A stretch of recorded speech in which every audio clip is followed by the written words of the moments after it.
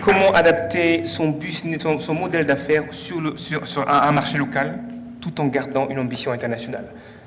Comment adapter son business à un marché local tout en gardant des ambitions internationales?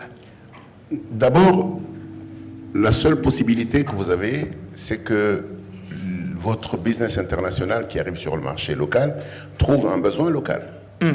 Parce que s'il ne trouve pas un besoin local, il aura beau être un excellent produit ou un excellent service ailleurs, il ne trouvera pas de solution ici. Deuxième chose, et il faut bien regarder ça, c'est le pouvoir d'achat.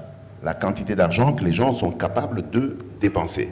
Et donc, ça appelle une notion qui est celle du ciblage. Vous devez être en mesure de cibler votre clientèle.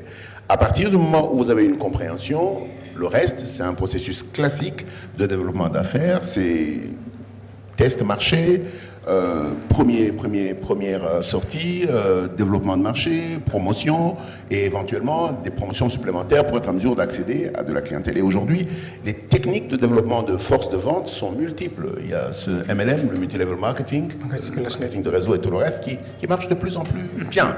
Parce que les gens comprennent que vous avez le choix entre développer de l'argent, développer votre force de vente en dépensant votre argent ou développer votre force de vente en faisant en sorte que vos profits soient partagés avec les gens qui développent votre force de vente.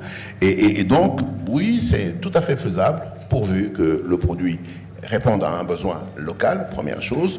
Deuxième, que vous compreniez la sociologie locale. On ne parle pas à un Français comme on parle à un Coréen. On ne parle pas à quelqu'un du Mayombe comme on parlerait à un Moulouba.